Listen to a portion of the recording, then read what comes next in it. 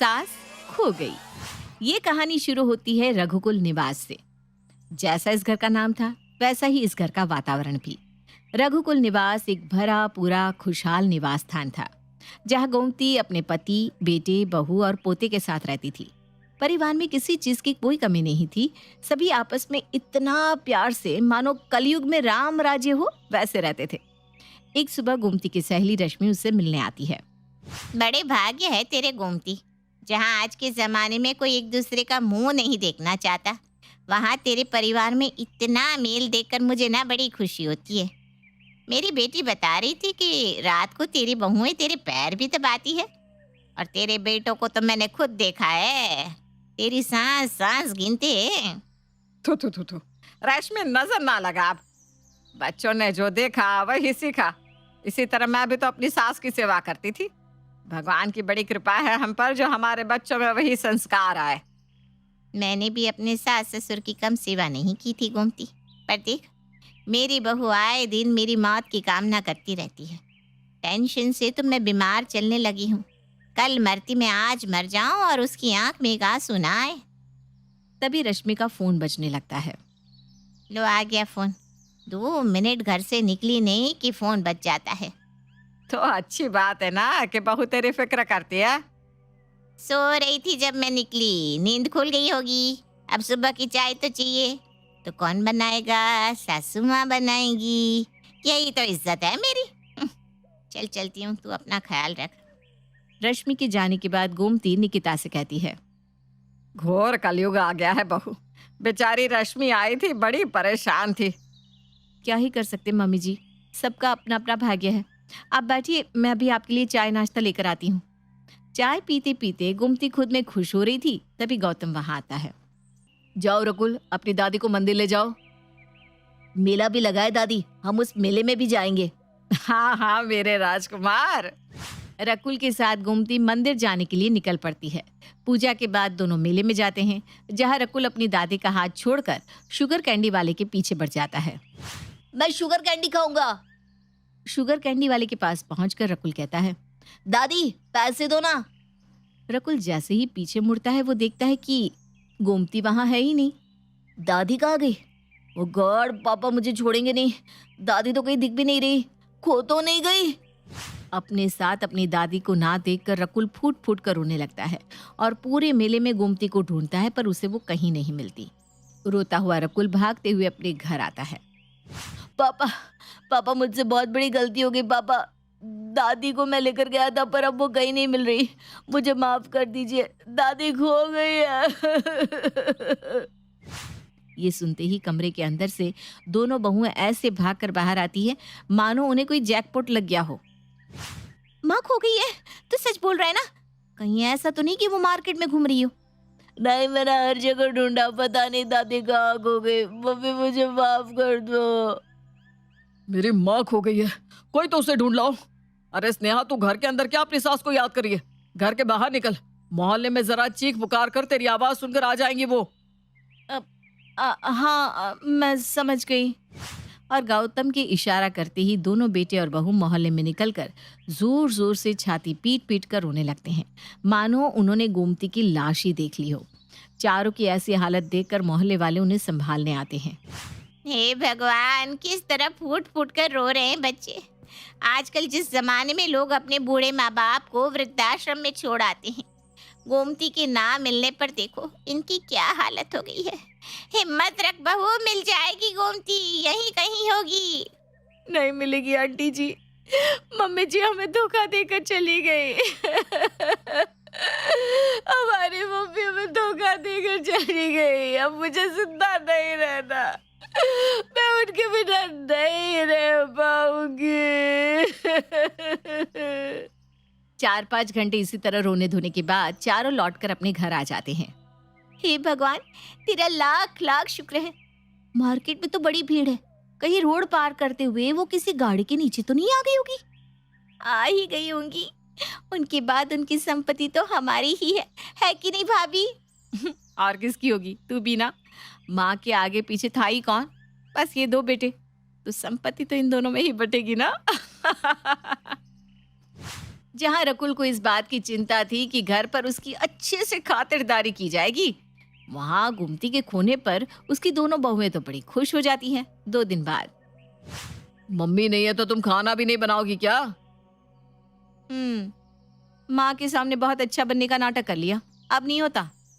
नहीं होता काम तो एक नौकरानी रख लो। वैसे भी अब तिजोरी के ऊपर लगा हुआ ताला तो टूट ही जाएगा। अब कौन सा मम्मी तुम्हें नौकरानी रखने से रोकेगी? भैया ठीक कह रहे हैं। अरे पर ये काम वाली मिलेगी कहाँ? आजकल काम वाली मिलना इतना बड़ा काम हो गया है कि पूछो मत। फिर भी मैं अगल बगल 2-4 घरों में बोल देती हूँ, उनके घर पर कोई काम वाली होगी तो हमारे यहाँ भेज देंगे। और शाम को ही एक बड़ा सा घूंघट लिए उनके दरवाजे पर आती है गणेशी। कौनो है का अंदर? सुने हैं आप लोगों को एक काम वाली की जरूरत है। हाँ हाँ है ना। पर आप दोनों बहुरिया तो भले ही चंगी लगती हैं। इस उम्र में तो आपको खुद ही सब कुछ कर लेना चाहिए। अब क्या बताएं, हमारी ना सास खो गई है। उनके जाने के दुख में हाथ पैर सूने पड़ गए हैं। एक काम नहीं हो पा रहा, पर घर में बच्चा भी तो है, तो उसे स्कूल का टिफिन पैक करके भी तो देना होता है। तो सोचे एक काम वाली ही रख लेते हैं। वैसे नाम क्या है तुम्हारा? गोमती। ये क्या बोल रही हो तुम? गलत कहाँ बोला बहुरिया? हमारी माँ का नाम था गोमती और हम है गोमती की बेटी गणेशी। वो देखो ऊपर जो तस्वीर लगी है ना, वो मेरी सास की है।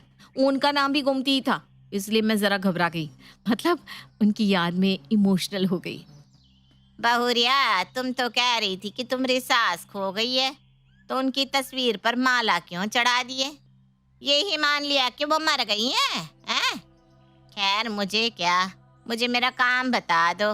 और गणेशी स्नेहा और निकिता से घर का सारा काम पूछकर अच्छी तरह से काम संभाल लेती है। एक बात बताओ गणेशी आंटी, आप इतना बड़ा घूंघट रखती हो तो आपको दिखता कैसे है? अब गिर नहीं जाती? मेरा घूंघट उठ गया ना तो कोई बचेगा थोड़ी ना बेटवा। क्या क्या कहा आपने? वैसे आपको पता है, आपकी ना बहुत सारी हरकतें बिल्कुल मेरी दादी की तरह है। जैसे कि आप दूध में बादाम डालकर मुझे देती हो, ऐसे ही मेरी दादी भी क्या करती थी। बहुत याद आती है मुझे उनकी। यही तो मैं भी बोलने वाला था आंटी जी। जैसी मेरी माँ रोटियां बनाती थी, आपकी रोटियों में भी वही स्वाद है। आपकी हाथ की रोटियां खाकर मुझे लगता है कि मानो मम्मी ही रोटियां बना रही है। पर अब वो कहाँ रही, न जाने किस दुनिया में होगी। हो सकता है कि वो हमें देख रही हो। देखी तो रही है बेटा। मम्मी जी ना एक साड़ी पहना करती थी, न जाने उसने कहाँ रख दी, चांदी की बॉर्डर वाली। अलमारी के दूसरे वाले रैक में होगी। और जैसे ही गणेशी ये कहती है, सब उसकी ओर देखने लगते हैं। आपको कैसे पता कि हमारी मम्मी जी की साड़ी उस रैक में रखी है? हाँ बताओ गणेशी, कहीं तुम हमारे घर में चोरी तो नहीं कर रही हो ना? चोर होगा तू? यहाँ मोहल्ले के 10 लोग मुझे काम पर रखने के लिए बैठे हैं और एक तुम लोग हो जो मुझ पर इल्जाम लगा रहे हो। इस घर में कोई एक तिनका भी नहीं उठाना चाहता, सब काम हमका ही करना पड़ता है। आपकी मरी हुई या खोई हुई सास की साड़ी बाहर बिस्तर पर रखी हुई थी, उस पर धूल ना पड़ जाए इसलिए हमने साड़ी को अलमारी में हिफाजत से रख दिया। तो गलती कर दी है क्या? नहीं नहीं Ganeshi, we are sorry really. आज सभी मिलकर एक मीटिंग करते हैं। मैं तो बोलता हूँ कि इसके पहले कि मम्मी का कोई नामो निशान मिले, हमें लॉयर को बुलाकर संपत्ति आधी आधी करवा लेनी चाहिए। बलिहारी जाऊं आपके इस दिमाग में है? कल ही हम बुलाते हैं ना एक लॉयर को और कर लेते हैं सब आधा आधा। कितनी अजीब बात थी। सभी के सामने प्रेम से रहने वाले रघुकुल निवास के लोग असल में कुछ और ही थे।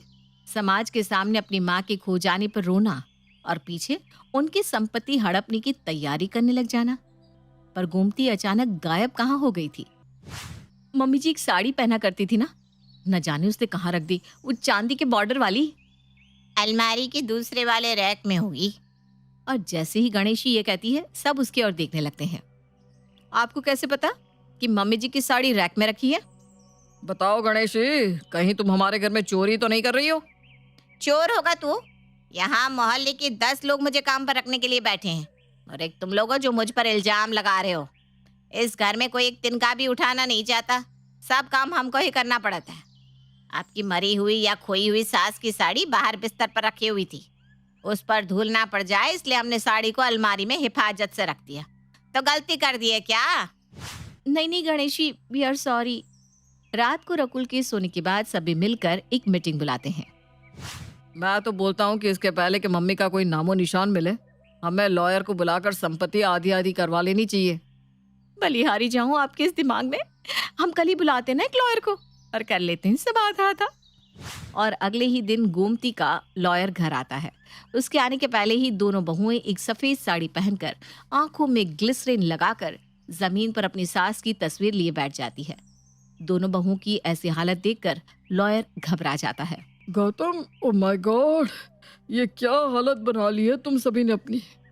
मुझे पता चला कि गोमती जी खो गई हैं, पर तुम लोगों को खुद को संभालना होगा। वो हमारी सास नहीं थी, हमारी माँ थी। कैसे संभाले हम खुद को, न जाने कहाँ होगी वो। हाँ अंकल, आप तो जानते ही हैं हमारे परिवार में कितना लगाव है सभी को एक दूसरे से, तो ये तो होना ही था। देखिए, हमने आपको इसलिए यहाँ बुलाया है, ये जानने के लिए कि क्या कोई और तो नहीं है ना जिसके नाम मम्मी ने प्रॉपर्टी कर दी है। हो सकता है कि प्रॉपर्टी के लिए उन्हें किडनैप कर लिया हो। अरे ले ले प्रॉपर्टी, बस हमारी मम्मी जी हमें लौटा दे। तो प्लीज बताइए ना, उन्होंने अपनी प्रॉपर्टी किसके नाम की है? आई एम सॉरी, इसके बारे में तो मैं आपको कुछ नहीं बता सकता। गोमती जी ने अपने बिल में साफ साफ कहा है कि उनकी संपत्ति का हकदार कौन होगा वो स्वयं खड़े होकर सभी को बताएंगे, और सभी के सामने अपनी वसीयत का हकदार बताने के पहले ही उनका अता पता ना चले तो उनकी प्रॉपर्टी को ट्रस्ट में दे दिया जाए। ये क्या बोल रहे हैं आप अंकल? सारी प्रॉपर्टी ट्रस्ट में चली जाएगी? अरे कोई और तो उपाय होगा ना। ये पैसा तो हमारे पापा की मेहनत की कमाई है, उनकी आखिरी निशानी ही समझिए। ये हमारा घर, ये रघुकुल निवास, इसे हम नहीं छोड़ सकते। समय बर्बाद ना करके आप जल्दी से जल्दी गोमती जी को ढूंढने की कोशिश कीजिए। अगर वो नहीं मिली तो इस चीज का प्रूफ लाइए कि वो अब इस दुनिया में नहीं रही, और दोनों ही ना ला पाए तो प्रॉपर्टी तो ट्रस्ट में जाकर ही रहेगी। लॉयर की ये बात सुनकर रघुकुल निवास में तो जैसे हड़कंप मच जाता है। अभी तक गोमती के खोने का जश्न मना रहे उसके बेटे और बहू पागलों की तरह उसे यहाँ वहाँ ढूंढने लग जाते हैं। सब आपकी गलती है भैया, सभी के सामने नाटक तो कर लिया पर मम्मी के खोने का एफआईआर तक नहीं लिखवाया। अब तक तो पुलिस उन्हें ढूंढ कर भी ले आती। चली गई ना प्रॉपर्टी हमारे हाथ में से। मैं जा रहा हूँ एफआईआर करवाने। अरे काहे इतना बावला हो रहे हो बिटवा?